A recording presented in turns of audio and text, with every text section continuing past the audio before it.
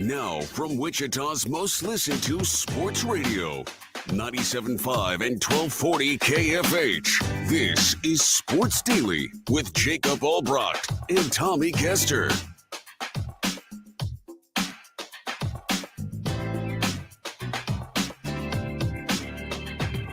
All right, welcome in, everybody. It's Sports Daily. It's a Friday. Happy Friday to you.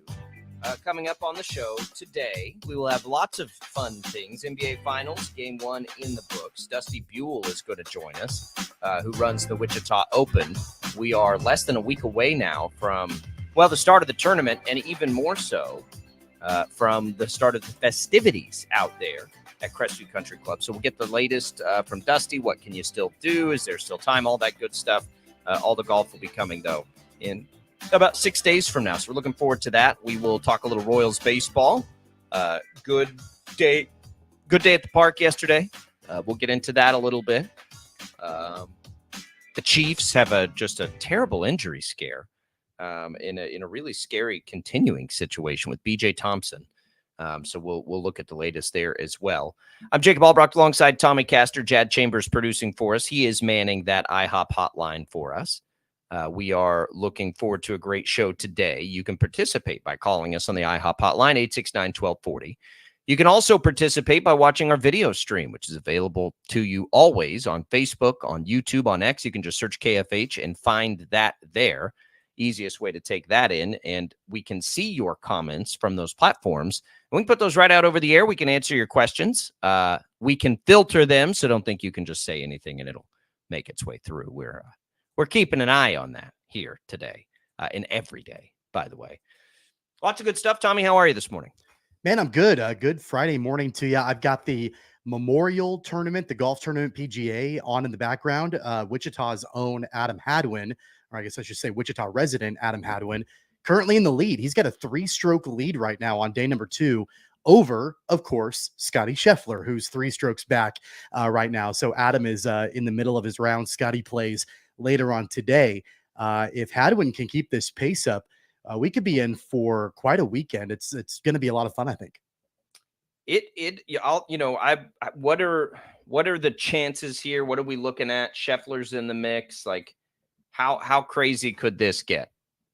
I think it could get pretty crazy. And, I love the fact that Adam is playing right now and then Scotty plays later today because, Scheffler is known for, seeing where the leaderboard is and then being able to close that gap. And then we get into the weekend. And I think it'd be a lot of fun, especially on moving day tomorrow, if Hadwin and Scheffler were paired together in the final round or the final grouping on moving day. I think that would be a lot of fun. I was looking earlier and I maybe it's changed because I know these things change quite a bit in the moment, but I was looking at odds and live odds with this tournament. And, right now, Scotty Scheffler is the favorite to win the Memorial Tournament at plus 190. Then it goes Xander Schauffele after that, Rory McIlroy, Colin Morikawa, and then Adam Hadwin right now with the 3-stroke lead on Friday is 10-1. He's plus 1,000 to win the Memorial Tournament right now on a Friday. There's a long way to go, but I think it's going to be a lot of fun to watch. It's always, I enjoy golf so much more with a rooting interest. And sometimes we can manufacture those. With Adam Hadwin, you don't have to manufacture it. It's right there for us. So we'll keep an eye on that. Tommy will keep surprised at how that's going. He won't be, well, after round 1, when does he tee off today? Well, Hadwin's playing right now. He's in the middle of his round. He's going now. He's going. I'm watching him hit the ball right now. So he's got a 3-stroke lead over Scheffler, who doesn't tee off until this afternoon. I had it in my brain, and you said that, but I had it in my brain that we're to the point of the tournament where they tee off last. And of course, that's not the case because it's just round 2. Tomorrow. So my apologies on that. Yeah. So here we go. He's got to keep it. None of these other Schauffele. Yeah. There's some names there. You mentioned Morikawa was one of my guys, Victor Hovland. But it's all about Hadwin. You got the lead. You just got to keep playing good golf. I don't know anything about the Memorial Tournament. We can claim him as Wichita's own, right? I mean, I know Absolutely. He's Canadian. I mean, he lives here, so can you claim me as a Wichita? I mean, that's the same. But you're not circumstance. Canadian. You're not I'm Canadian. not that I know of. Not that I know of. What's the name for people from Amarillo? Amarillian? Amarillite? Amarillon. We don't really have one. There's a band, a great band right now called the the panhandlers. You could call me a panhandler, I guess. Okay. Crazy. My brother did one of the genetic things to see like all your history and stuff. We have nothing cool. Like there's nothing cool in there. And like 100% like milk toast white. Like nothing fun or interesting. It's just like whatever. What is Albracht? Is that like German? The German. I was going to say German. with the Albracht. Like that sounds very German to me. It's German. I'm German on both sides, and a little I think like Scotch Irish in there. My maternal grandpa, my mom's maiden name is Scott. So that's pretty self-explanatory. Yeah. But then the other half of her family, German.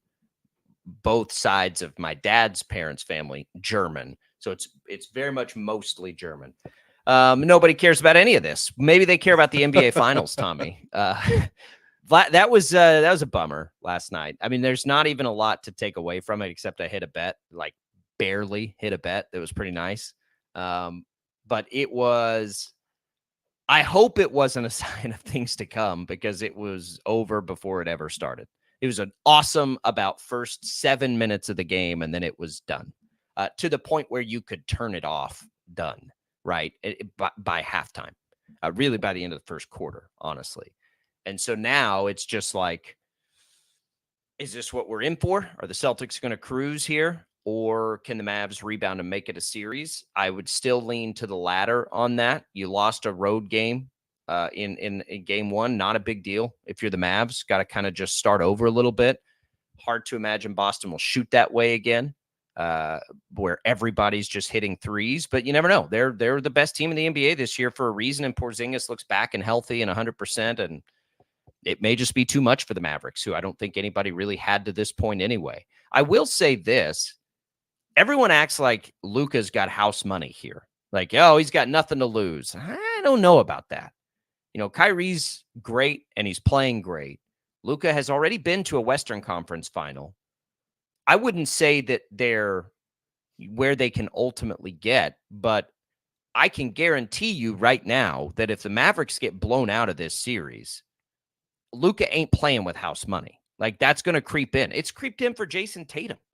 Right? Like the same thing will happen to Luka. It's not like they can just get smashed in this series and nobody, doubt his ability or anything like that. Yeah, but I think that right now and probably through this series, I would still agree that it's house money for Luka. But if they get, to your point, blown out and then moving forward into next season and beyond, yeah, I think the pressure then does get ramped up a little bit more on Luka. Right now, I don't think he should feel that pressure. But again, if it's a overall bad showing for Luka, I think the pressure should be more on the shoulders of Kyrie than it should be on the shoulders of Luka, at least for this particular series, because Kyrie came in to Dallas as the guy, the missing link, the final piece to get this team over the hump to win a championship. That's been, really why they brought him in, and taking a chance on a guy that, it's been well documented, major issues on other teams he's played for. And so, that really hasn't happened to that extent with Kyrie in Dallas. And so that's been a positive for him for sure. And kind of a career resurgence a little bit as far as I think public perception is concerned for Kyrie. But really, I don't think the pressure right now in this series, or, even game two specifically, should be on Luka. It's going to be, I think, more on Kyrie, and to make sure that they can at least make this series competitive. The biggest question was, is Porzingis going to be healthy enough to be an impact player in the finals? And he answered that question resoundingly last night. And I think knowing that, it's going to make it pretty tough for the Mavericks to overcome that. And I said it before the game yesterday, the Celtics just have more firepower, and especially with a healthy Porzingis, it's going to take quite a bit more, I think, for Dallas to overcome that. I don't have a good comprehension, to be perfectly honest, right now after what we saw in game one, if you can just throw that game in the trash can or it's a sign of things to come. I really don't. I could absolutely see a scenario where Boston smashes in this series and it's not interesting. But I don't know how you can look at what the Mavericks have been able to do, look at those two players there, and not think they can at least make this a series. if not more. So I think it's all still on the table. I don't think anything's decided, but I will tell you that I am about 1,000,000% more concerned that this could be a blowout than I was yesterday at this time. And I mean, Boston looked fantastic. I mean, they looked great. They looked like the team that won, what was it, 64 games this year. They're clicking. They've also put all the right pieces together. And we talk about the Mavericks and, the things that they've done to get to this point and how much of a heater. But man, Porzingis, Drew Holiday defensively, like Boston's pushed a lot of the right buttons too. And they're really, really good. And they're the best team in the NBA for a reason. It really just becomes, can two of the best players do something special in a series? I think so. I hope so, because I don't want to see a blowout series. I was pretty excited about this series, but man, that game last night just sucked. I mean, let's be real. Yeah. It was not. And here's the other thing too about Boston that I've thought about all year long. I've really believed this about the Celtics is that you mentioned they're the best team in the NBA. I agree with that, but they're not really super loud about it. You know what I mean? And like when you compare them to other great teams in previous seasons, everybody knew exactly what the Lakers were doing when they were going to win, the NBA championship, or the years of Golden State when they were dominant. Boston has the talent to be dominant when you're talking about Tatum and Jaylen Brown and, of course, Porzingis and Holiday and all these other guys. They just kind of go about their business. They handle their business. They do their thing. It's not overly flashy. They're not overly loud. I mean, think about all of the storylines throughout the NBA playoffs of whether it was Luka trash talking or, some of these other storylines. You don't really hear a lot of that coming out of Boston. They just kind of keep their head down. They handle their business. They're the best team in the NBA, and it's kind of workman's-like. They're the best team. They know they're the best team. I feel like people talk that they have a lot of pressure. I haven't seen it. They don't look like they're a team playing under pressure to me. They look like a team that knows they're better than everybody else. And they have through the postseason. People talk about how easy their path was to get here. Well, they probably had something to do with how easy it has looked, right? Yeah. Like and I think on top of that good. too, think about with the Mavs going back to where they are at going into the finals. I really think that it was a detriment to them that so much time passed between when they won the Western Conference Finals and entering the NBA finals. Absolutely. Because they were riding that momentum. They were riding that high, and all the clutch plays and Luka hitting the game-winning shot and doing the trash talk and all of that. They needed to roll that right into the NBA finals. But with the layoff that was there between the two series, I think that allowed the Celtics to just sort of be able to be like, look, we're just going to be the better team, and for the Mavs to come down from that high. I hate how long the NBA playoffs take. I especially hate how long the finals take and how long we wait to get to the finals. It is, I just cannot stand it. And I don't know what you do about it, honestly, at least to the distance to get there, because they want to set a date that it's going to start, and they have to account for, the series before. The Mavericks go in 5 games. The Celtics had an even longer layoff, Tommy. I mean, they swept. Yeah. So, yeah, but they can fall back on just the loaded lineup they have, right? Where the Mavs are kind of I'm not. We got to keep this high going. I'm not disagreeing with it. I'm just saying I don't know what else they're supposed to do, because if that series goes 7 games, either of them, the finals couldn't have started any earlier than the 6th. And I don't think you want to get to the point where you move the date that starts the NBA finals either. I mean, that would be the best, that would solve the problem, but I don't know that you want to do that. I mean, the networks want to be able to build it up the right way and all those things. So I don't know that there is a solution, but it does suck. I mean, it sucks. You lose a lot of momentum, and this happens all the time with the NBA finals, right? Unless you're getting long series in the series before. There's not much you can do. So dud in game 1, you can give us your thoughts on it. I hit a bet, so it wasn't a total loss. And I mean a sweat bet, Tommy, with a minute or less to go, got where I needed to go. I had Luka over 29.5 points. He ends with 30. And I had Jason Tatum over 15 rebounds plus assists. He had 16. So I hit them both by a half a point. Going down to the wire. And and Tatum's went down to the wire. They both acquired them late in the game, but Tatum's was like within the last 90 seconds.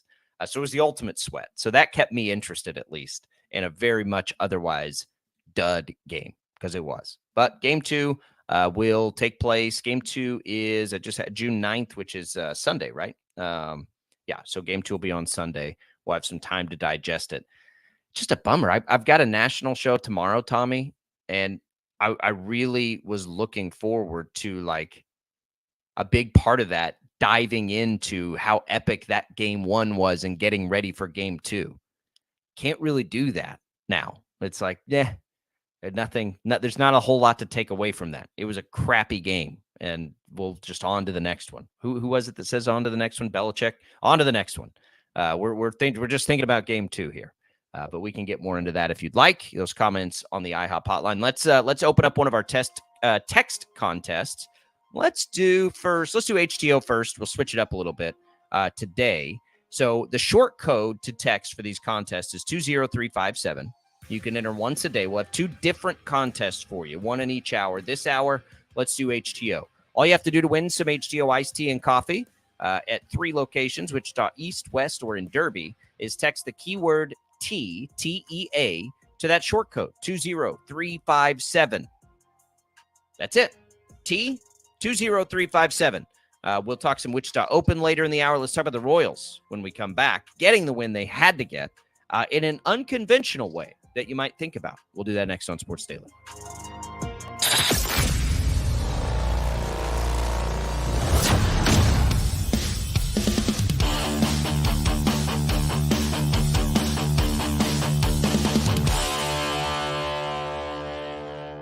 Sometimes people tell us, I don't get it, it's just tea. But let me tell you, we are so much more than just tea. With more than 25 flavors, the possibilities are endless. Come on in and try them all for free to find your favorite, or get us on the go for your busy lifestyle. And don't miss happy hour every day for half-price cups of tea. So the next time someone tells you it's just tea, tell them to come by and find out why we say, drink tea, be happy.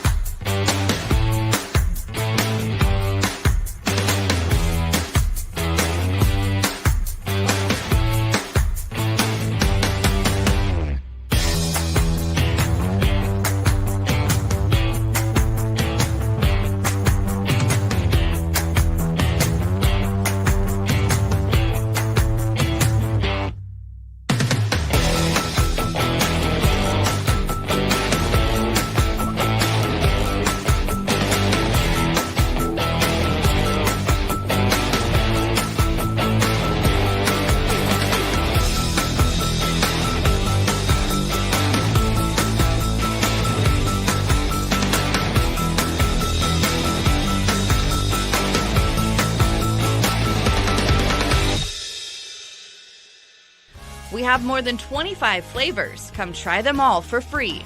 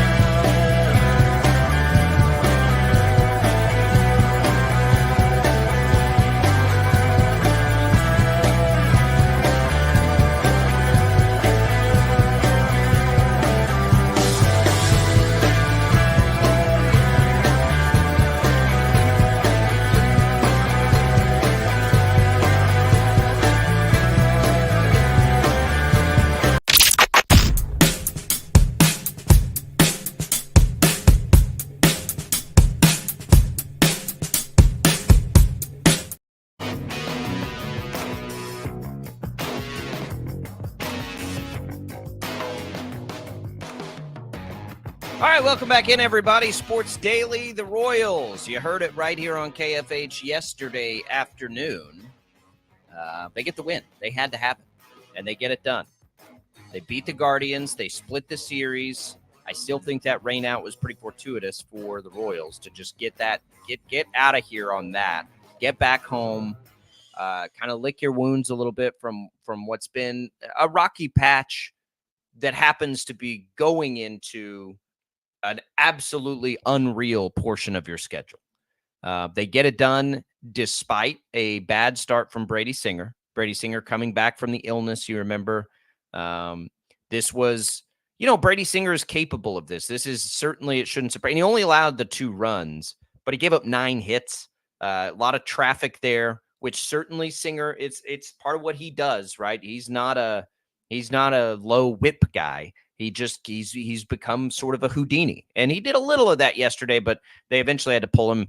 Only could get through 3 2/3, and then here comes the bullpen to save the day.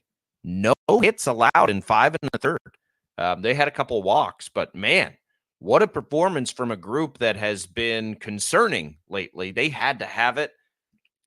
Get Jose Ramirez out of town, like no more of him. Stop pitching to that guy, and the Royals get it done. It was Kyle Isbell with a couple of the key hits. And how funny was it? I don't know if you saw the play, Tommy. MJ Melendez in Cleveland doing his best Willie Mays Hayes against the Guardians in a key moment of the game. I mean, that was straight out of Major League. It was awesome. Yeah, it was pretty cool. And that was absolutely, to your point, a game that the Royals had to have. How crazy was it? It's just bizarre to me to see Will Smith coming out of the bullpen in the 4th inning. Like, he's the first guy out of the pen to relieve Brady Singer. And that's just the role now that Will Smith has. And that's not why the Royals brought him into town. But the high leverage late game situations, that's not really Will Smith anymore. First guy up in the pen, and he pitches an inning and a third and pitches really well. And then you mentioned basically everybody else, Zerpa and, Schreiber, MacArthur, like that. Everybody was pretty shut down from a bullpen perspective, other than a couple of walks. But that's exactly what the Royals had to have. It was the bullpen, and then it was the bottom of the lineup. It was the bottom of the lineup that came through late in the game in the 8th inning with Adam Frazier and Kyle Isbell coming through with the game-winning run for Kansas City. So, it was 2 areas. It was an outfield bat, and it was a bullpen that won the game for the Royals, and those are the 2 weak areas that the Royals have, and that's what they had to have to win this game against the Guardians. Because of course it was, right? I mean, why not, right? You're concerned about these things, but I'll tell you, Tommy, it's a little thing. It's a tiny thing that could mean nothing, but it could also be pretty meaningful when you go into this next stretch to gain a shred of confidence in those places that you've gained now. You beat the Guardians, who you were trailing. You got not much production out of your key contributors. You got nothing out of your starter. And you won that game on the road in a game you had to have. I don't think that's nothing. I think it's something. I don't know if it carries over, but I think it's something. And Seattle is really good, and Seattle has really good pitching. And Kansas City's going to have to pitch in this series to keep up with that. They're a little, their closer is hurt right now, if you're looking for any shred. But you've got this series coming up against 3 top-notch starters, Miller, Castillo, Kirby, like top-notch. And you're running out there Lynch, Marsh, who's been real shaky, and Cole Reagans, who's been kind of Jekyll and Hyde lately. So any shred that you can take into a series like that, you're going to take it, right? You get to come back home. That's good news. But, I mean, you look at it on paper, and it's like, okay, Lynch, can he continue the magic? It's been very strange. He's been not very good in AAA and pretty good in the big leagues. Hope that can continue. Marsh, I think the wheels may be coming off there. I really hope. I really, really hope not. But that has always been a fear. Now, if that's, if he ends up being the 5th best starter in that rotation, you can live with it. But right now they kind of need him to be like the 2nd best pitcher, because the other guy that And look, the difference in ceiling between Cole Reagans and Marsh is a million miles. But Reagans has also been a little shaky at times this year. They've got to have him step up in his next few starts, because you felt fine with Lugo. Like, I don't think anybody's concerned about Lugo. I know his last start wasn't great, but I don't think anybody's concerned about Lugo. And Waka had, to me, reestablished what he is, which is you're confident every time he goes out there. I mean, are you sitting here right now, Tommy, saying you're confident every time Cole Reagans takes him out? Because I'm not. No, I'm not. And I'm not panicking or anything, but I think no. I think it's Absolutely normal. not. I think it's normal to think that, he could come back down to earth a little bit, after the way that he started the season. I think that that's to be expected to an extent. All of a sudden, the Royals rotation doesn't have quite as much depth as it did just a couple of weeks ago with Waka on the IL for I'm not sure how long. I know he's got a fracture in his foot, so he'll be out at least for a period of time. And I know that they called up Lynch.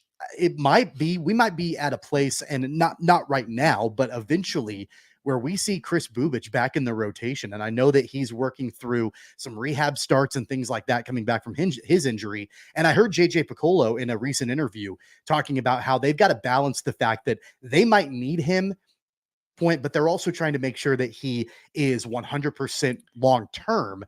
So they've got to try to balance that a little bit. But just recently, and I think it's been in the last 7 days or so, he had a start in Omaha that was phenomenal. Like, he was outstanding. And so I think that they're working for him to try to get back to it. And if the luxury is there in the depth in the rotation, they won't necessarily need him. But if it's not, they might have to bring him back up and actually be able to get him to do something at the big league level again. So that, I think that would definitely Waka's be on the table. Quick, for right? sure. You hope Waka's for back sure. quick, but that's if he's not, fracture. and if he's not, and if things start to fall off a little bit for Alec Marsh and Daniel Lynch, maybe that doesn't really end up working long term. Have you heard it all from Cotraro? Is Hernandez still able to stretch it out if they need him to? I don't know that, because that's another thing I wondered about the last time he was called up. As we're looking at this, and it's like, Waka's hurt, and Marsh is really struggling. Is Hernandez, who has been sort of in that role for them in the past, right? He is stretched out and been kind of a stopgap guy. I wonder if he still is able to do that, or if they've mixed it up with him and basically made him train just to be a bullpen piece. But what the Royals don't need is to lean on the bullpen for 5 1/3 innings. They did a great job yesterday. Awesome job.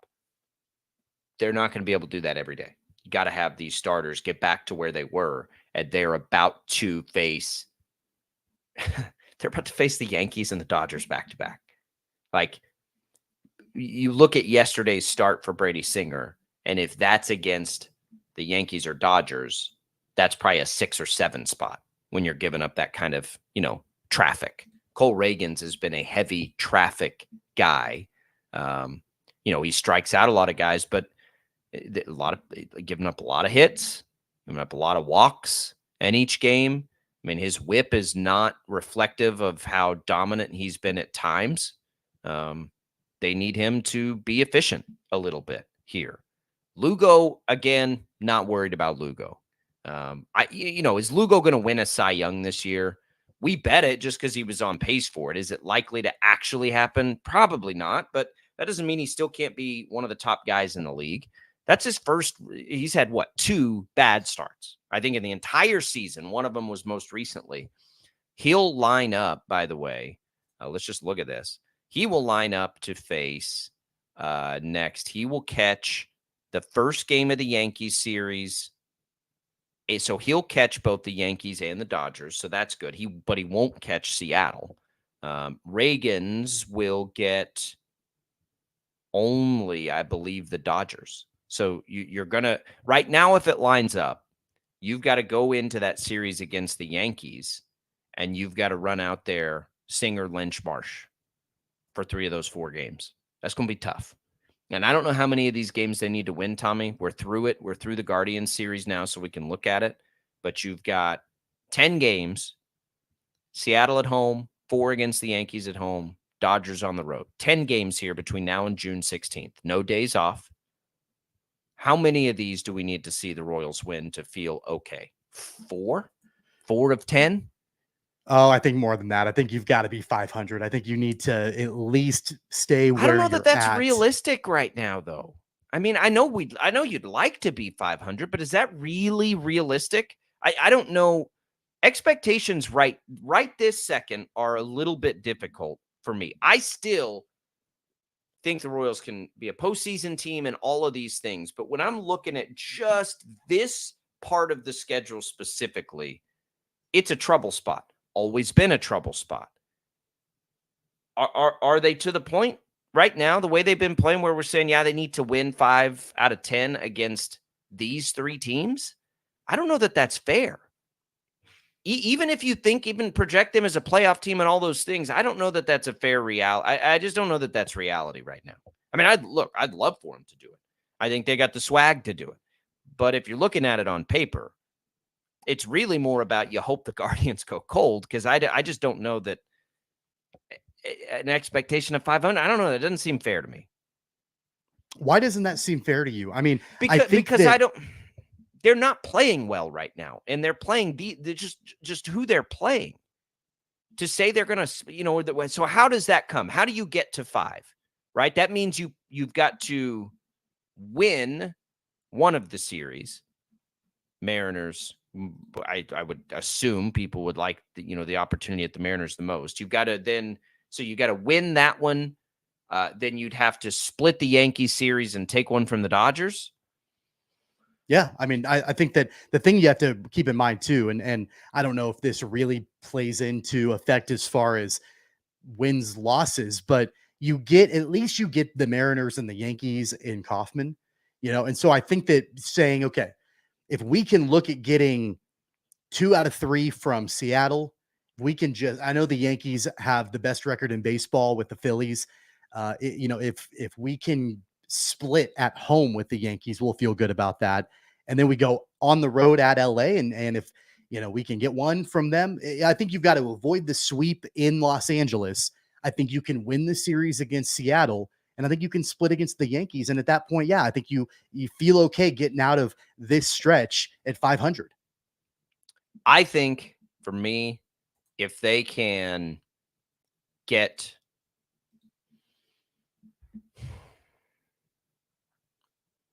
I think 4 I'm going to be fine with 4 in any combination. I think if they get out of this 10-game stretch with 4 wins and they go 4 and 6, I'll feel pretty good about it, because I could see it being way worse than that.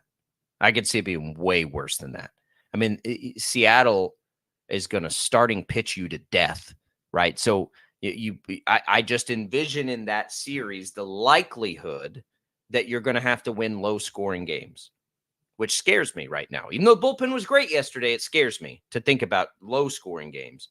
And then you got to flip around and try and outslug the Yankees and Dodgers, which is not in the Royals' DNA. So you're going to have to try to, pitch to those lineups. And I think it comes down to a fundamental question. The next 3 series for the Royals.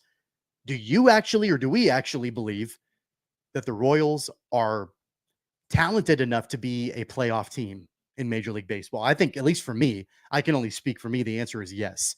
And so if I believe that, and I truly do, despite the deficiencies, because I've seen them win in a variety of different ways, including yesterday in the finale against Cleveland. If I believe that they can win in these different ways, and if I believe that even in games that they're trailing, they're playing 9 full innings and coming back and not rolling over, then I do have the belief and the faith that they can win one of the 3 series. They can split one of them. And then that allows for a little bit of wiggle room for them to potentially drop 2 of 3 or 3 of 4 in the other. So I do think that, you're trying to piece this together and figure out what's it going to take series by series for them to escape the next week and a half, at least feeling okay about where they stand on things. It'd be different for me if they hadn't have split the 2 games against the Guardians. If they had lost both of them, or if they had played all 3 and lost 2 of 3, or even been swept by the Guardians, I think it would be a different situation. They leave Cleveland, I think, feeling pretty good about everything. They keep pace with Cleveland. They don't lose any ground to the Guardians. I think you feel pretty good about that. Survival series, though. To me, it felt like a survival series. Like you got. I think after Tuesday night's game, sure, because of the way that they lost that game, they get a 5-0 lead and then they end up falling apart and lose. Sure, at that point, you feel you kind of take a little bit of sigh of relief that you get rained out on Wednesday, and then you have a clutch hit in the 8th inning to scratch out a victory and a series split against Cleveland. Sure, I think you feel like survival, but you don't have to feel like survival in the next series or the one after that or the one after that. I think you take that and you carry it over back at home this weekend against, yes, a good Seattle team with really great pitching, but I think you feel like you can match up against them, especially if there's this mentality in the clubhouse that, hey, we're a playoff team. Like, there's no reason why we can't take 2 of 3 or even sweep the Mariners at home this weekend. I'll give you taking 2 of 3. So the Royals have won more games than Seattle this year. So I'll give you taking 2 of 3 from Seattle. I think that's a totally fine and fair expectation. It's the other 2 series against 2 of the top offenses. Those are the things that have been. We'll continue this on the other side. Your thoughts? What do you think, Royals fans? What would you be okay with here? Over these next 10. I say I'm good at 4 and 6. Tommy thinks it needs to be higher than that. You can leave us your answer on our video stream. Just search KFH on either Facebook, YouTube, or X. You can call into the IHOP hotline and give us that as well at 869-1240.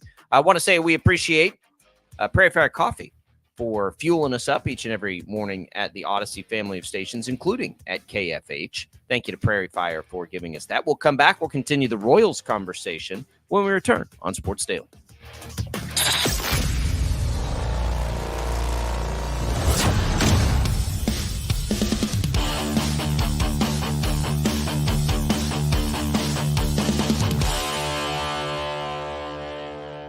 Sometimes people tell us, I don't get it, it's just tea. But let me tell you, we are so much more than just tea.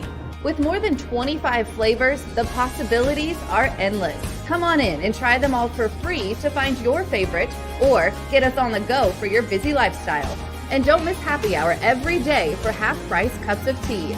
So the next time someone tells you it's just tea, tell them to come by and find out why we say drink tea, be happy.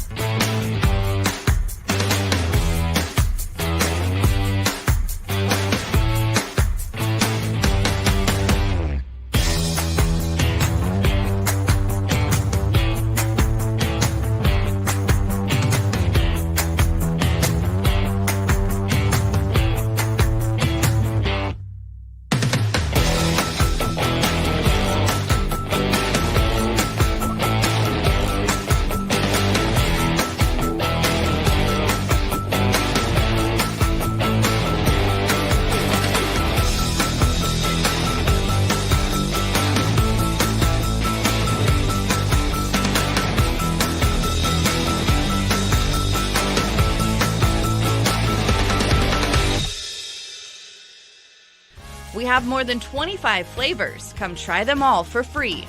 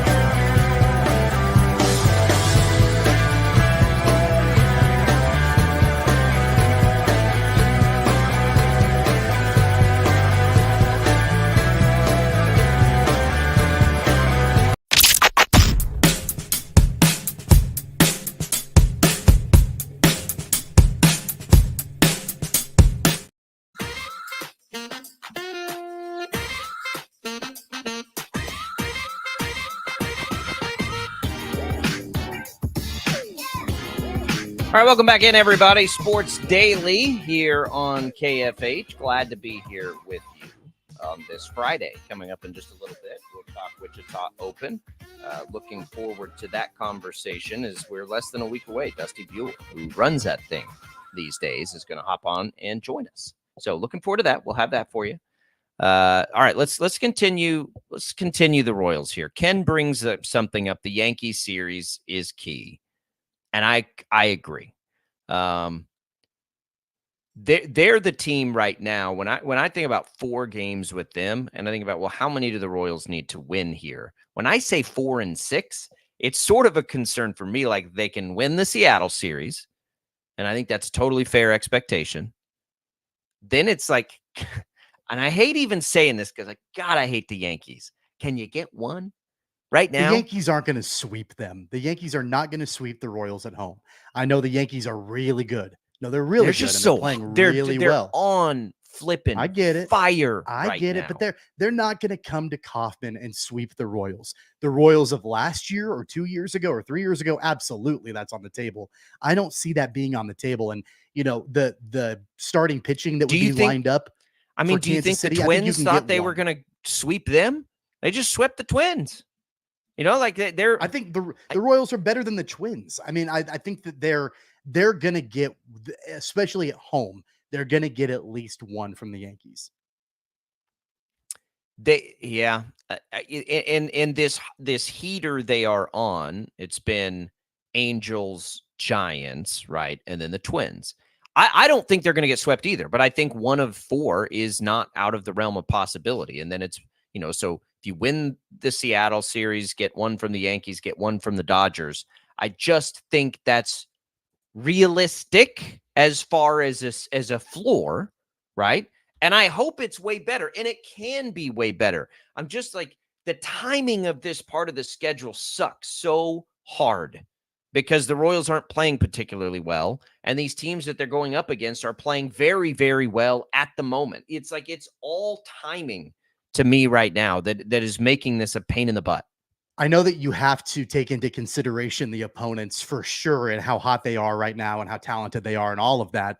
But again, it comes back to me at least. How much faith do you have in the Royals? How much faith do you have in their team, in their abilities, both hitting and pitching? I mean, and I know that the rotation recently has taken a couple of hits and been a little bit more shaky, and the injury to Waka and all of that.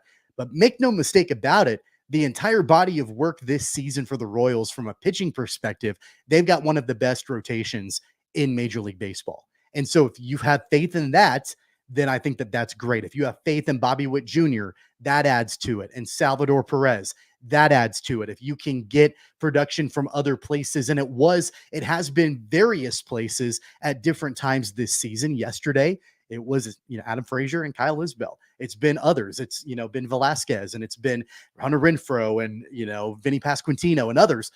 If you can get all that together over the course of the next 10 games, then I don't think there's any reason why you shouldn't expect this team being able to be 500 at the end of the next 10 games. I think they can be. I just don't know if I expect them to be. I hope they go 7-3. And that's the thing too. Like, what is the best version of the Royals capable of? Because when you talk about and think about them as a postseason team, you're thinking about the best version of the Royals, right? The best version of the Royals. They're not the best versions of themselves at the moment. Could they flip that switch? Possibly, because I think the best version of the Royals, yeah, they could win all 3 of these series. When they're playing at their best, I think they absolutely could do that. I just don't think they're playing at their best right now. Again, the timing of this sucks. The timing of this series is not good. The bullpen has been struggling, yesterday not included. You're without Waka now. Perhaps you can go glass half full that, as you've mentioned, some of these other guys in the lineup are maybe starting to do some things. You get a big series out of your big 2, really big 3, if you want to include Garcia in that this year. Then, yeah, I mean, anything can happen. And keep in mind, I'm worried, man. I'm worried. Keep in mind with the Mariners and this series this weekend, the Royals, I think they've got to be feeling like, okay, we need to avenge what happened in Seattle last month. They lost 2 of those 3 games against Seattle on the road. Now you welcome the Mariners to Kauffman. You've got to avenge that. And I'm sure that there's a little bit of revenge on their minds from that series. But ever since that time, like if you look at, when the Royals came back home after the Seattle series in the middle of last month, they swept the A's, they swept the Tigers. You need to have that Royals team come to play, and not the Royals that we've seen from Memorial Day on, where they have struggled in various capacities and had different things happen to them that have been unfortunate. So you got to get back to that way that you were playing the middle of last month. This next series this weekend, and then even absolutely beyond there with the Yankees and the Dodgers, crucial games for Kansas City. But I think that you feel good. If I'm in that clubhouse right now, I feel good about where I stand after the Cleveland series. We talked before that Cleveland series happened that this could really get away from Kansas City really quickly. And maybe they escaped out of Cleveland, but at least you're like, okay, we got that out of the way. Now we can focus on what's right in front of us. Dusty Buell up next. We'll talk more Royals in the second hour. Get you primed up.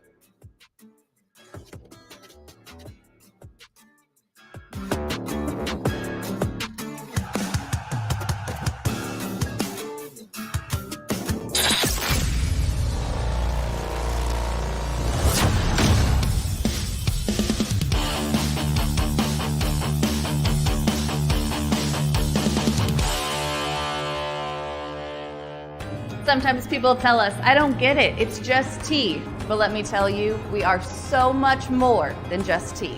With more than 25 flavors, the possibilities are endless. Come on in and try them all for free to find your favorite or get us on the go for your busy lifestyle. And don't miss happy hour every day for half-price cups of tea. So the next time someone tells you it's just tea, tell them to come by and find out why we say drink tea, be happy.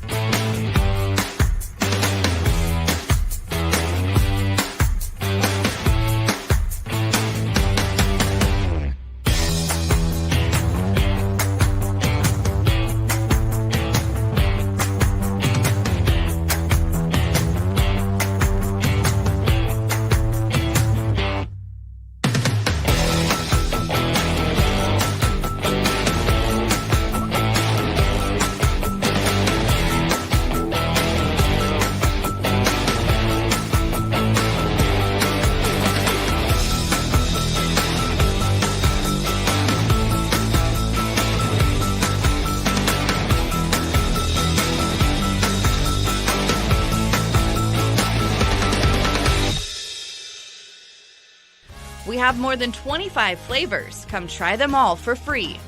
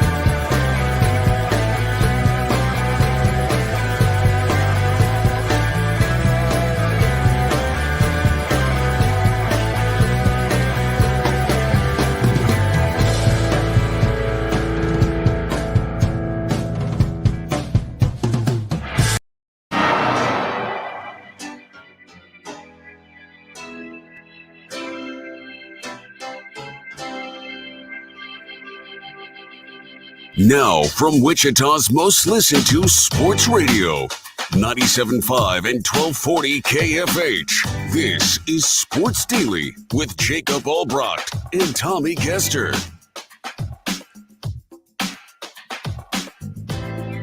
All right, welcome in, everybody. Hour number 2 of Sports Daily. It's Albracht and Castor. Jad Chambers producing, manning that IHOP hotline for us. Brought to you by IHOP. 869-1240. Right now on that IHOP hotline, Wichita Open Tournament Director Dusty Buell, as we are at go time. Dusty, good morning. How are you?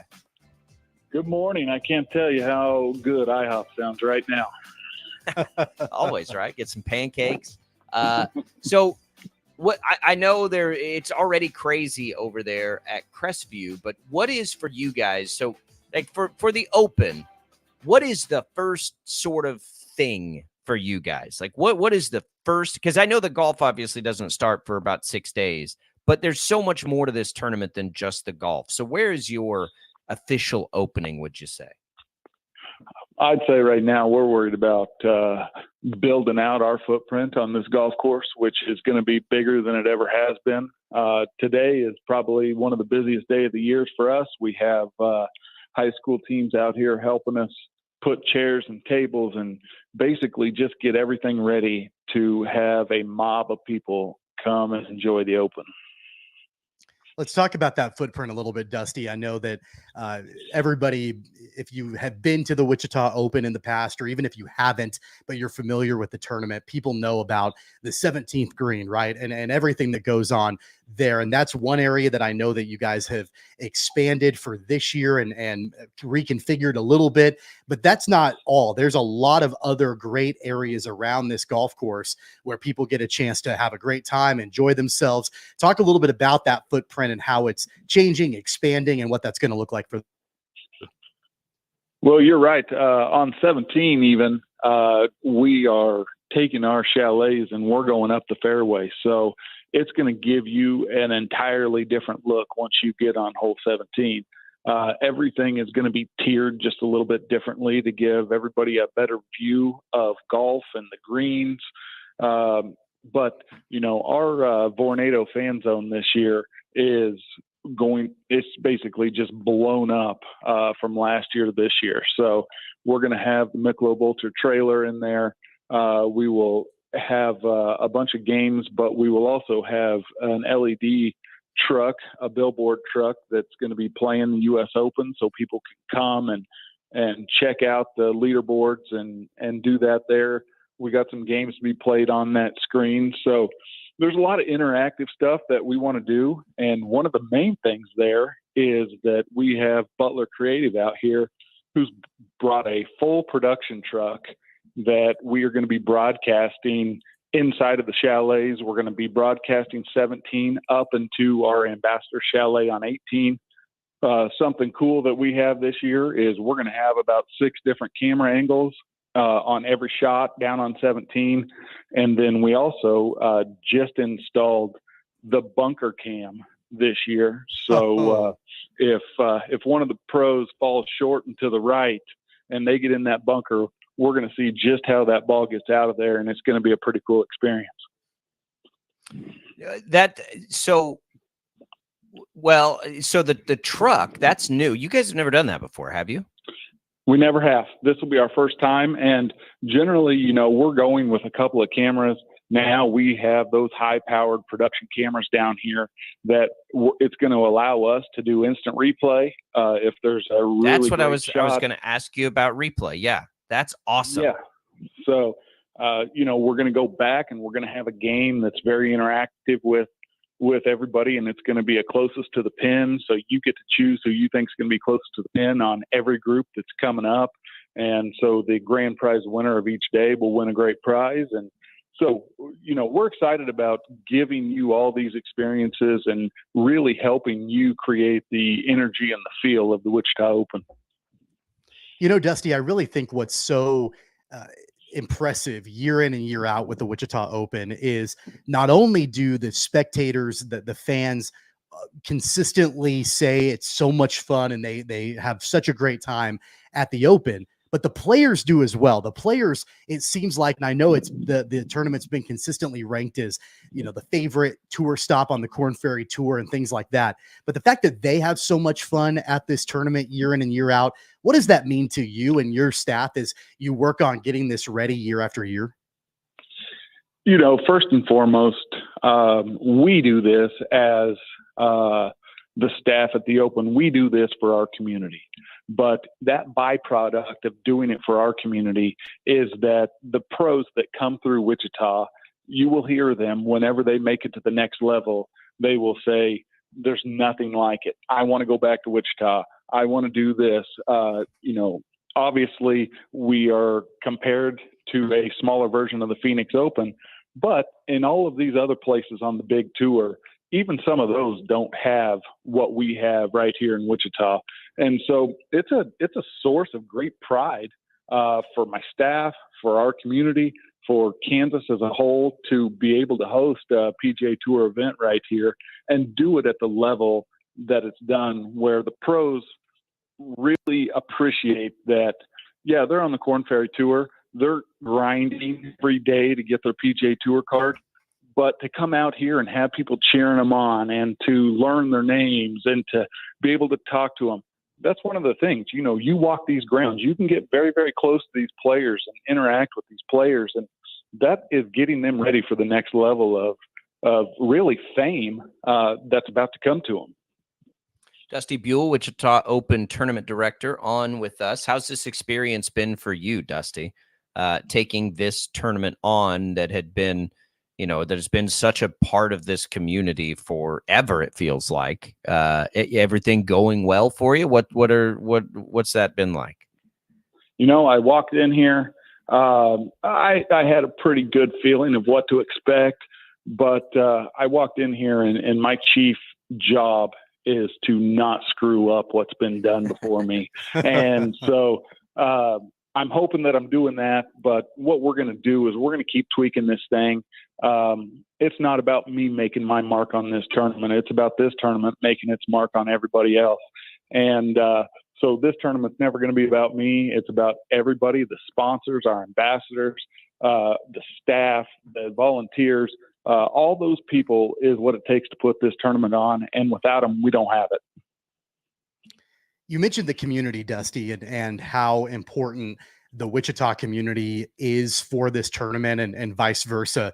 There's a big time economic impact year in and year out with the Wichita Open, and not just the economic impact, but also the charitable impact that the Wichita Open brings to the table. And I know that's a chief priority year in and year out for you and for your team and for this tournament. What does that look like this year? How has that changed, grown, all of that? What does that look like for you? I've spent the last 20 years in various nonprofits here in Wichita that have focused on kids and building a better Wichita and doing all those things. So stepping in this role and having an opportunity to use this platform to give back to the children of this community, it is one of the best things of my job. And KU Wichita Pediatrics, their oncology unit, their other units that are there, that we get a chance to bring the kids out and let experience the pros, let them experience golf, have a clinic. We incorporated a brand new adaptive clinic last year that we take kids that can't get on the golf course to Top Golf. We bring the pros over to Top Golf, and they are one-on-one for an hour with these kids. And what happens is these kids that are wheelchair bound or said they would never walk again, or, a myriad of things that they've been through in their lives, for that hour, they get to work with these pros. They get to do something they've never done. And as it was last year, just as we thought might happen, it gave them something that they can do with their families for the rest of their life. And it's something that maybe they never would have thought about. And so giving those gifts are just as important as the dollars that we're giving out to charity, which is over $300,000 every year. Dusty, tell us then, before we get out of here, what is still out there for fans? What can fans still be a part of if they're looking for tickets, if they're looking to come out and enjoy it outside of the golf itself, which is easy? What about the special stuff? Anything still available for folks? Sure. I mean, we still have 2 teams left that if somebody wants to join us in our Pro-Am, it's on Wednesday. We have our Pro-Am's pairings party on Tuesday. So if you want to get a team, we pair you up with a pro that's on this tour, and it is literally one of the best days out here on the course. In terms of tickets, Saturday is completely sold out. Friday, we had about 95 tickets yesterday. We have about 40 today. So I assume that those are going to be sold out by Saturday. We still have some for Thursday. And then we have had a big push to get folks out here for Sunday. We know that it's Father's Day. We know that we have some challenges ahead of us when it comes to Sunday. But this year has been like no other. And Sunday is outpacing Thursday, which has never been done. So, if you want to be out here, if you want to enjoy this thing, go to wichitaopen.com, get your tickets, come join us, have a great time.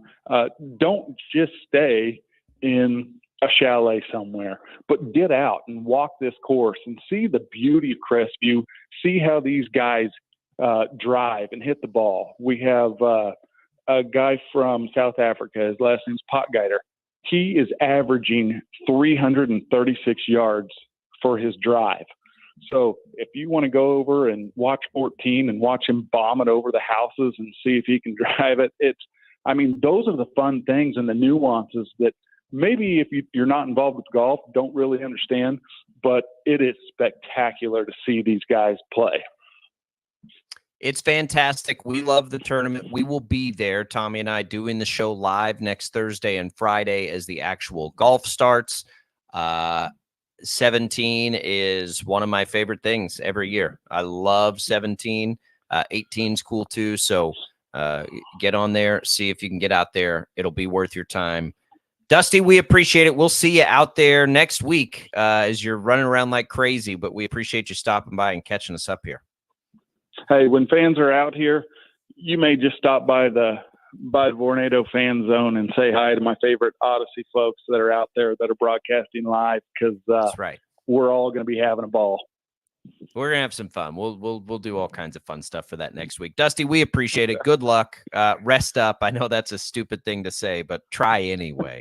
Because it's a crazy week. We know it. Dusty Buell, the tournament director of the Wichita Open, joining us. We'll have more with him next week when we're out there broadcasting live. That'll be a lot of fun to get out there. I haven't. Let me pull up the old trusty Storm Team 12 app here. I haven't looked ahead yet, Tommy, to the weather, but we're within sort of that 10-day range where we can get some idea anyway. And it looks like it's going to be. I think it's going to be beautiful. Warm and hot, sunny and hot. Yeah. Yeah, but look, with the Open, I mean, it's probably going to be like it typically is, like a swamp butt alert situation. Oh, right? For sure. Yeah. It's always so swampy out there. Yeah. But So a little bit. 92 to 95, all sun. We'll take that. I mean, I'd rather have that than rain and, not, being a pleasant time to hang out. A little quick, funny story about the weather in the Wichita Open behind the scenes. So our boss is coming in from town with Odyssey, with KFH, coming in from St. Louis. She asked me, she's like, what do I wear for this thing? Do I need to get outfits? I mean, a suit. Tell her to wear a suit. Yeah, please don't wear a business suit. Please don't wear a dress. Please don't wear. I've told her, I said, you need to be comfortable. You're going to be outside. It's going to be in the 90s. So just prepare for that. Sweating. It's going to be sweating. Hot. Swamp ass alert day for sure. It always is. Which is another reason why you can buy tickets to the fancy spots out there that maybe have a little AC or at least a ceiling fan. Hey, it's all for the kids, right? All right, we'll come back. We'll continue Sports Daily. We'll get you caught up on the Chiefs injury situation from yesterday, more on the Royals, a couple of odds and ends to get to in the sports world. We'll do it all when we continue.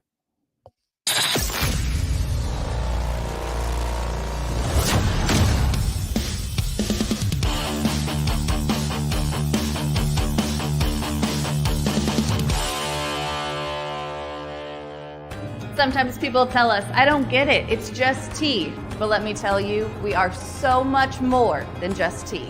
With more than 25 flavors, the possibilities are endless. Come on in and try them all for free to find your favorite or get us on the go for your busy lifestyle. And don't miss happy hour every day for half-price cups of tea. So the next time someone tells you it's just tea, tell them to come by and find out why we say drink tea, be happy.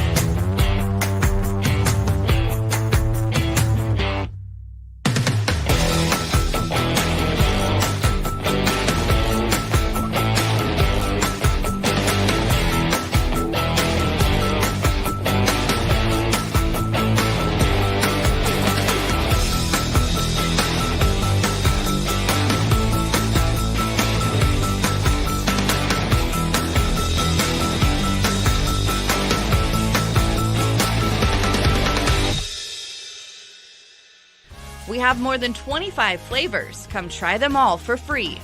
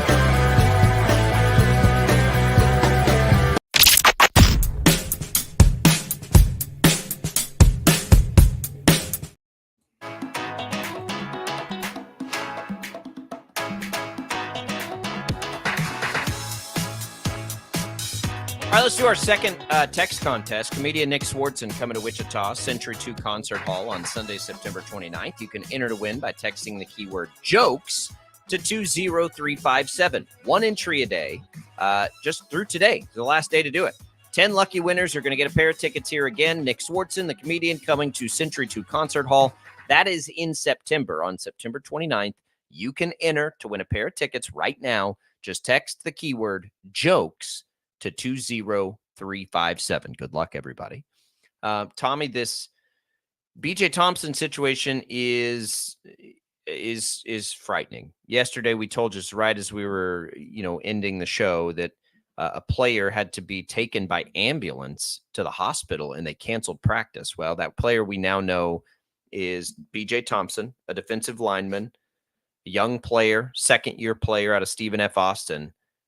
And the update from his agent is that he is still unconscious, Tommy. He's stable and his vitals are good, but he had a seizure that led to cardiac arrest yesterday.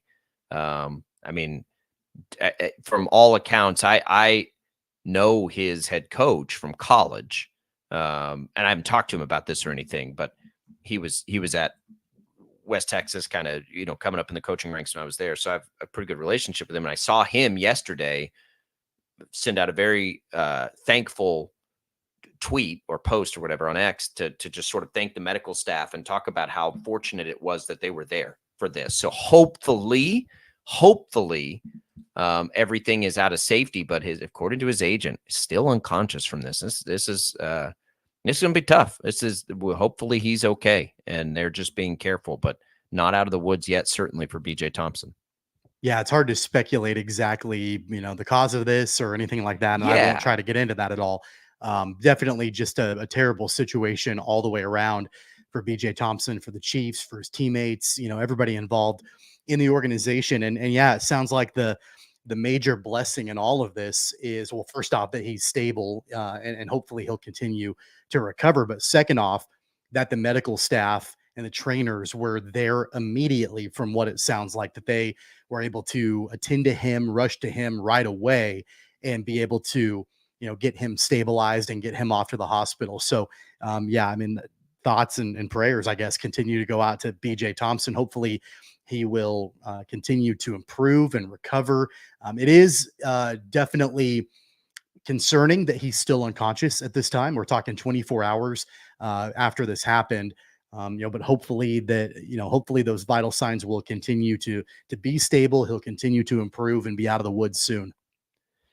And we'll just keep watching it. We'll probably have some sort of update, I would imagine, today. So we will certainly keep an eye on that and be thinking about him, praying for him, all those things. That's a tough deal. Otherwise, Chiefs, I continue here, Tommy. Not a lot of, there are things from other camps about, the way quarterbacks look and all these things. It's been really quiet for as not quiet of an off season in general as it has been for the Chiefs off the field. On the field in these, voluntary workouts, there's not a lot going on. And we've had the insight into kickoffs is about it. And how that might alter what the Chiefs are thinking with who's going to kick off because of the kicker having to make tackles potentially now. Otherwise, it's just kind of quiet, which I think is probably a best case scenario for the Chiefs. Well, I think it's a good thing. There have been so many different stories involving the Chiefs over the offseason. And of course, one yesterday that, hopefully continues to improve for BJ Thompson, that there have been so many different things non-football related that have gone on for Kansas City. I'm okay with, them sort of keeping their heads down and, just not really having a whole lot to comment on. Mecole Hardman coming back to the Chiefs and kind of, speculating what his role might be and where he might land on the depth chart and all of that. That's really been, I think, the biggest thing football related over the last several days with Kansas City. The other thing that I want to mention that's not Chiefs related, but is relevant to a lot of our audience. Did you follow the Deuce Vaughn news earlier this week? I know you're a Cowboys guy. No. So Deuce Vaughn, and I'm not sure exactly. I've seen a couple of different articles about it. The Cowboys are considering, and Mike McCarthy talked about this, working Deuce Vaughn in as a slot receiver for the Cowboys this season. And so Mike McCarthy talking about how they might be able to utilize him in that way just in the last couple of days. I think that would be something that, would be a positive for him. And I think he would thrive in a position like that. He did a lot of that at K-State. He was a pass catching running back in that regard. So that's something that I think that, would be definitely a benefit to him. Heck yeah. I love that idea. Just get him touches, get him in space. If you can get him in space. Now, Deuce Vaughn's a little interesting to me because his size, of course, has been, a hot topic in the NFL, but it's almost like that size is more advantageous to him as a back than it is a receiver in that league because you can get into holes, you can get into small spaces. So I don't know how that would work for him. I know he's capable. He's got the hands and the skill set to do it. We know how great a receiver he was in college. It just makes me wonder, like, I have always pictured his value in the NFL to be in the backfield. Can he be one of those players that translates into something like that? I always envisioned sort of a Jerick McKinnon path for him. Actually lined up out there full time. It's an interesting idea. I'd be curious to see, and I hope we'd get a chance in the preseason to see how effective he is in space in the pros. You know what I mean? Like, I think we can envision him being effective in clutter because he can use his small size to sort of navigate through it. How effective could he be in space in the NFL? He was effective in space in college. I guess we'll find out. I hope we get a chance to find out. It's a really interesting idea. And it makes sense. I get it. If you're the Cowboys, you're just trying to utilize a talented guy. But I need to see it because I wonder if that could work for him.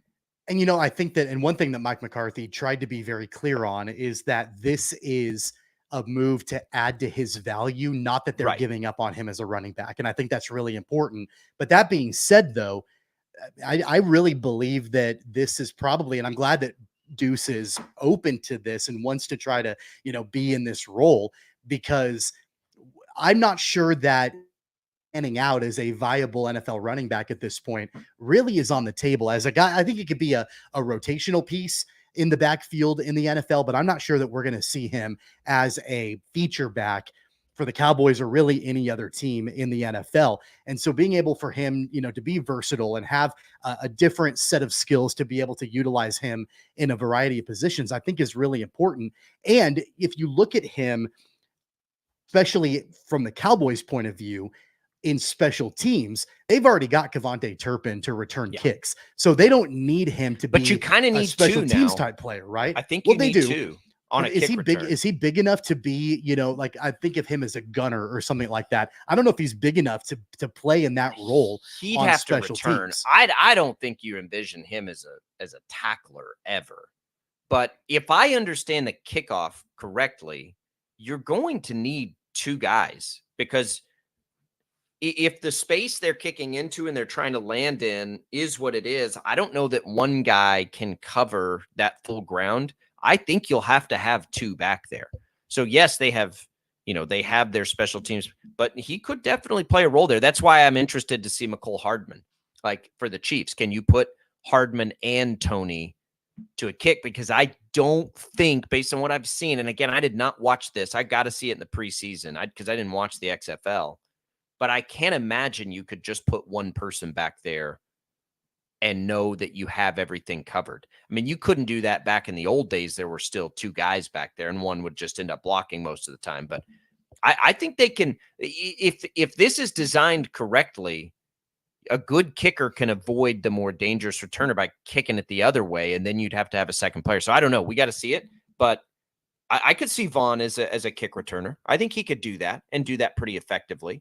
You like to have running backs back there because they protect the ball, I think, as much as anything else. But some of the elite returners over the years are ultra fast receiver types. It's another idea. We're all on the same page with just expand his role, because his role really diminished after the preseason last year. And it may not work out for Deuce Vaughn. Look, I think you got to be realistic with it too. It's a big ask for that transition into the NFL. But I'm glad to see the Cowboys are trying to do that for him and create ways to do that for him. And I know that, the comparisons for Deuce Vaughn, probably coming right out of K-State on the top end, the ceiling expectations were he could be a Darren Sproles type guy. I mean, the comparisons were there with the size and all of that. Is that still on the table right now? I don't know. Probably not, but that's okay. If you can still have value, maybe it's not in the backfield. Maybe it is more as a slot receiver. Darren Sproles could do a lot of different things. Sproles is a borderline Hall of Famer. But I mean, from a size comparison, I mean, they're both like what, 5'6", 5'7", so and they both came from K-State, so those I think comparisons Sproles were is there. a little thicker too. I'm not sure that was ever really a fair comparison. No. For Deuce Vaughn. It was only a comparison because they were short guys from K-State. That's it. Right. Like it's not, that is not Darren Sproles is again like a Swiss Army knife. I remember I brought up the fact that Sproles was like a borderline Hall of Famer to somebody one time, and they about lost their minds on me. And I'm like, just look it up. Like, look at his numbers and all the different things he did. Like he was really, really, really good and valuable and awesome and all of these things. And no, I think to hold Vaughn to his standard is crazy town. I'd rather say like McKinnon. Can you get to that? Can you get to a utility knife for a really good team and become a really important in doses player to what it is they want to do throughout the entirety of a game plan, right? Like that's the thing. Just know he's in the back pocket somewhere and they'll get to him. That we looked at this when he was coming out. That's why we love, like, oh man, if he ended up with the Chiefs, that'd be so cool. Because they could, how Andy Reid does that. Like he'll set something up in week 2 that he uses in week 14 and just try to do those different little things throughout a season. That's, I think, what you picture for Deuce Vaughn. Can the Cowboys do that? I don't know. We'll find out. But I'm glad to see that they're trying. Quick update on Adam Hadwin, Tommy. He is now just 1 under for the day. So he's lost a stroke here. Not a ton of traffic yet there at the very, very top, but there's a lot of players right there in the mix, including Scotty Scheffler, who hasn't even gone yet. You got to make some space between you and Scheffler, don't you think? If you're Hadwin and you want a shot at this thing Like you can't get into a situation going into the weekend where he's within a couple of strokes. Well, I'm not sure it matters if he's within 1 stroke or 5 strokes or 8 strokes. I mean, there's a lot of tournament left for Scotty Scheffler to gain ground. So yeah, I think if you're Adam Hadwin, you have to just play your game. You have to do what you can do and try to see what happens. Corey Connors, a fellow Canadian, is also tied atop the lead with Adam Hadwin now at 7 under. Connors is 3 under on the day on his round. And then there's a variety of players, a couple of strokes back from there. Come on, Hadwin, get it done. He'll get it done. We'll get him on the show if he does. We'll chat it up with him. Let us know how it goes. He's having a good year, isn't he, Tommy? Like he is. He's been in the mix in a lot of tournaments. He's been in the mix a few different times, and I think he had a 2nd place finish earlier this year. I know he had one in the fall because I think we had him on. It was right before his foundations event. We had him on. He's got 4 top 10s. Yeah. He's played really well. I think he's only got a couple of wins on tour, but he's been really close on a couple of occasions and really breaking through. And this is the thing about this tournament, the Memorial Tournament, is that it's not a major, but it is one of more of the premier events on the PGA Tour. All the big timers, all the stars are playing in this event. I'm watching Rory McIlroy right now hit a shot from the fairway, and Justin Thomas is in it. And of course, Scotty Scheffler and Jordan Spieth and others. So this would be a huge signature win for Adam Hadwin if he can keep it going through the weekend. So he's right now 59th in the world golf rankings, 4 top 10s this year. He's making some money. I don't know how much in the winnings has been this year. I don't have that in front of me, but it's good. He's having a good year, and that's awesome to see because we're fans for sure. And yeah, he's Wichita now, so bring it. Let's go, Hadwin. Get it done this week at the Memorial. All right, Tommy. As we make our way through just sort of some headlines, we can come back to what we opened the show with for people that are just joining us, and it's not exciting, because it's the NBA Finals, and that was an absolute dud in Game 1. We went into all of this a little bit, but I just want to again go back to Luka's role in this Finals. I think this could go sideways on him. I know everybody thinks it's no pressure on the Mavericks, and I think that I agree with that. Unless they get smashed in this series, right? And maybe he avoids it even if they get smashed, if his numbers are good, because he's on this historic pace through the postseason, again, 30 last night. But I could easily see, if this gets away from them, him beginning to catch a little of the unfair reputation that we've seen follow Jason Tatum. Like, why do people say that about Jason Tatum? He doesn't have the championship. Luka Doncic has now been to the Western Conference Finals twice. Like it's not like he's never been here or anything. Like, the expectations in Dallas are moderately high, and I think they got to be a little careful here. I don't think it's completely house money if this goes the way Game 1 went for 3 more games. I think it can be house money, and I think that pressure will be. I think that pressure, will be determined a little bit on how people perceive the gap between Boston and Dallas. Like, if you believe that the rotation, if you believe that the roster that Boston has is head and shoulders better than anybody else in the NBA, including Dallas, then at that point, all right, what did we really expect? Were we trying to will a Dallas competitive series into existence? Or is it in reality, Boston is just that much better than everybody else? And I think that the Porzingis injury and him coming back and playing it, 100% and looking incredible, that probably lends a little bit more credence to the thought that, man, Boston is just that much better than everybody else. And it's going to be more about Boston and winning than it will be about Dallas being smashed. I think that I agree on the only outcome, though. Like, almost every outcome, I think you're right. Unless you get 4 games that go the way they went last night. And I don't know what Luka would have done any differently. So maybe he avoids it that way, right? If he plays well, but they still get smoked, you're probably right. But what if he comes out and they get swept and he doesn't have, 30 points a game? in some of these, and he doesn't shoot a high percentage. You know how we But work. what's wrong? What's wrong with just giving credit where credit is due and saying this was Boston flexing and showing that they're the best team in the NBA?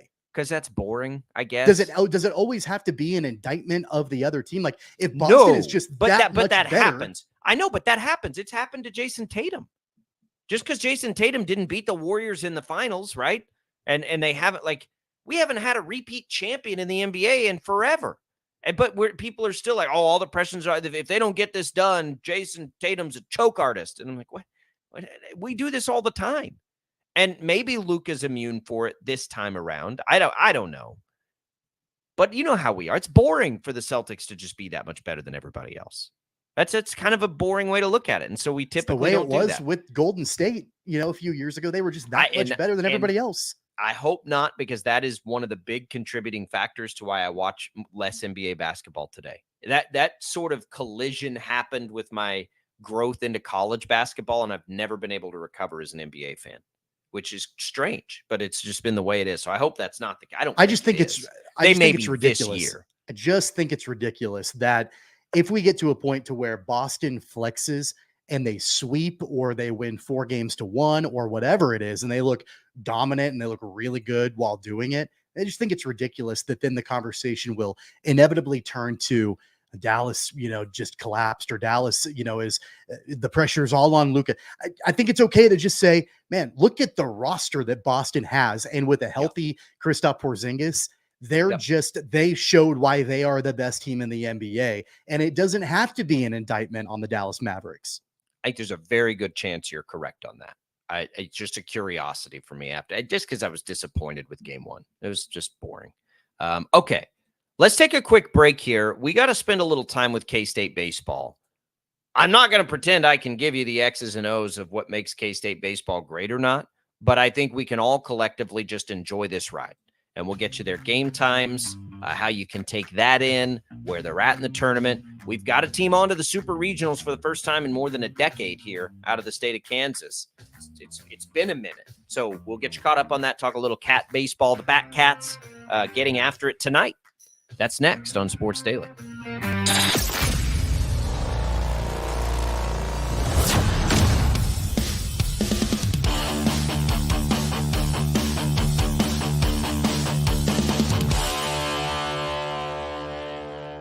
Sometimes people tell us, I don't get it, it's just tea. But let me tell you, we are so much more than just tea. With more than 25 flavors, the possibilities are endless. Come on in and try them all for free to find your favorite, or get us on the go for your busy lifestyle. And don't miss happy hour every day for half-price cups of tea. So the next time someone tells you it's just tea, tell them to come by and find out why we say, drink tea, be happy.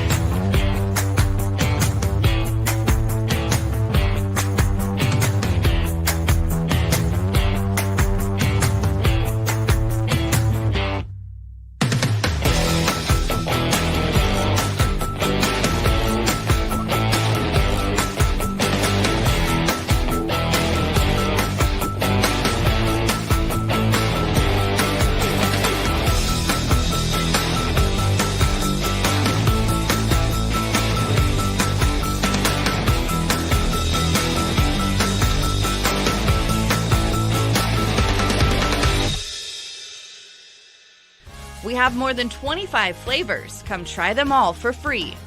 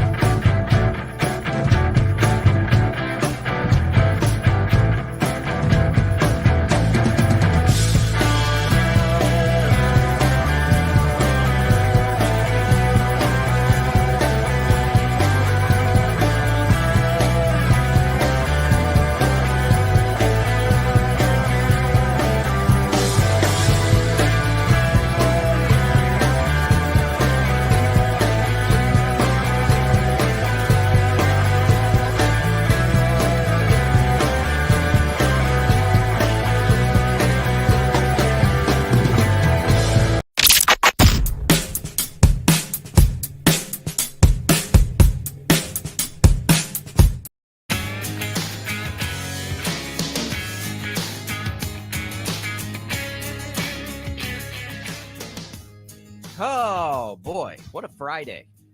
It's been a little all over the place for me. Thanks for hanging with me here, Tommy.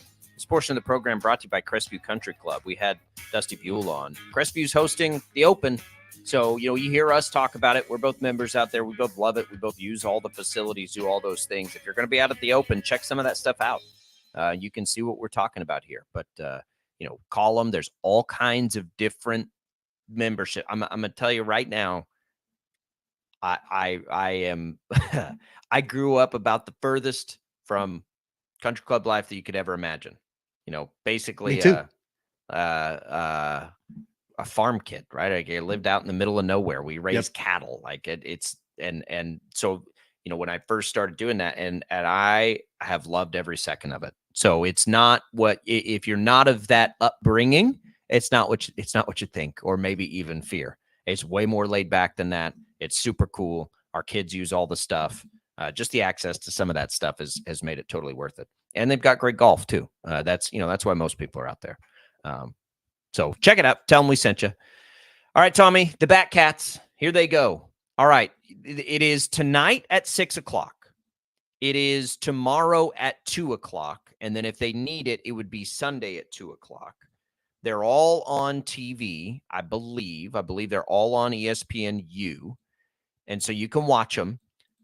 You may know more about them, Tommy, than I do. I will never lie to people. I can't tell you a whole lot about what K-State baseball is all about this year. We've seen them a couple of times. But as far as like the ins and outs, the strategies, the rotation, the pitching, I don't know that stuff. What I do know is I am so flippin' excited that we've got postseason college baseball of relevance still to this point. Since I have lived here, Tommy, we have not had this. This is the first time in the decade I've been here. I've been here a decade, like this week, maybe this week or next week. It was sometime in June of 2014. So to have a team at this point is going to be a blast. I love it. And I really, really, really, really, really hope they can get through this series against Virginia and make it to Omaha. I'm a little concerned about the time off, though, because they were on a heater.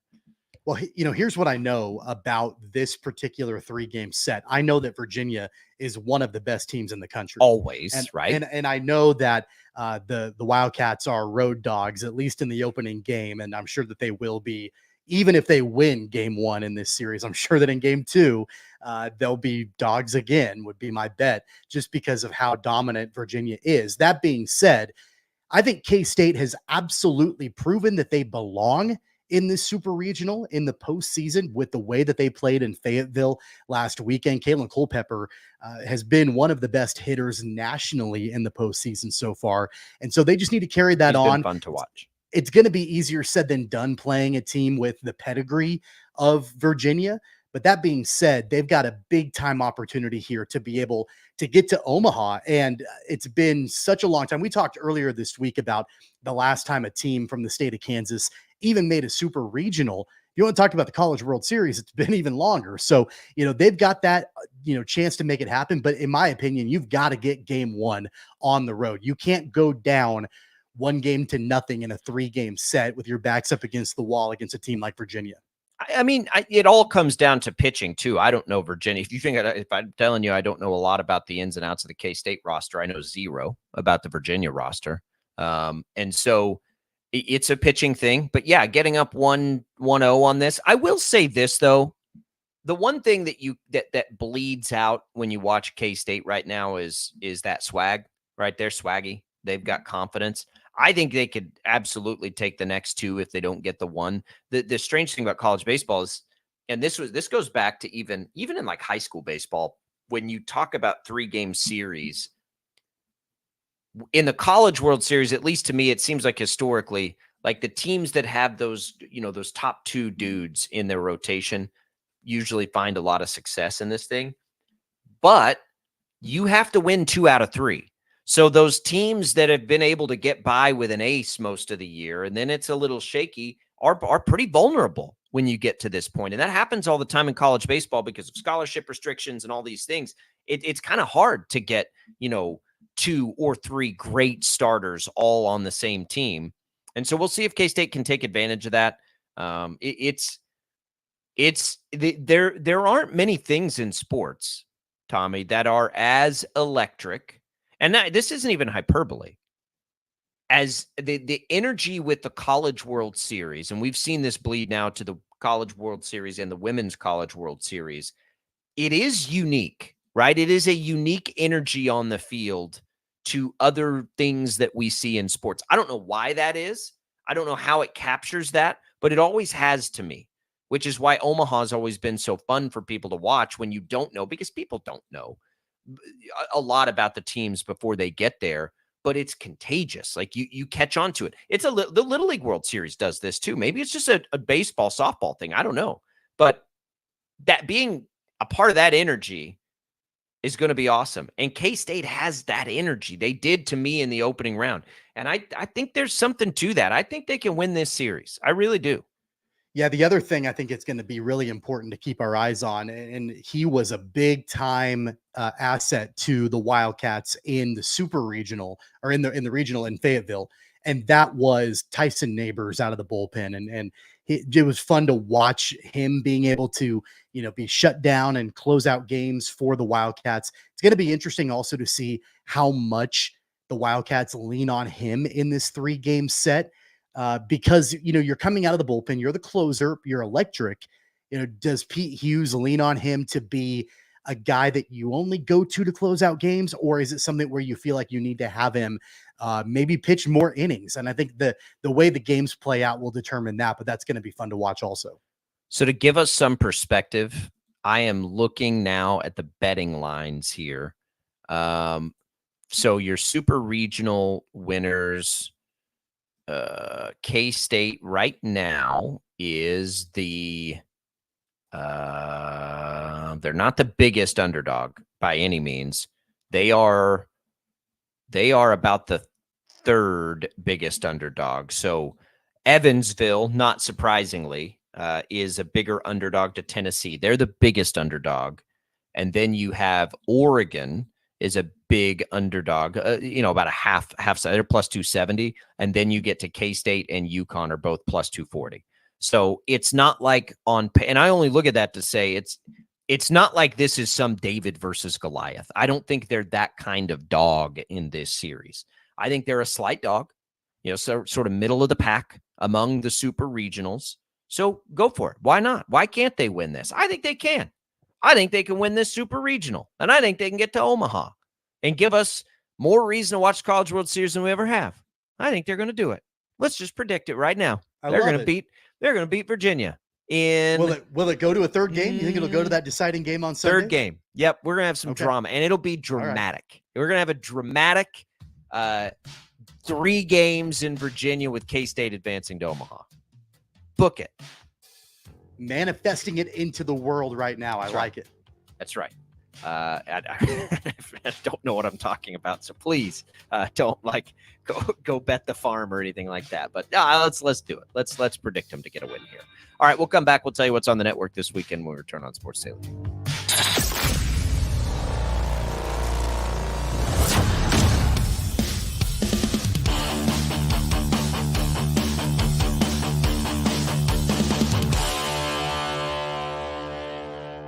Sometimes people tell us, I don't get it, it's just tea. But let me tell you, we are so much more than just tea. With more than 25 flavors, the possibilities are endless. Come on in and try them all for free to find your favorite or get us on the go for your busy lifestyle. And don't miss happy hour every day for half-price cups of tea. So the next time someone tells you it's just tea, tell them to come by and find out why we say, drink tea, be happy.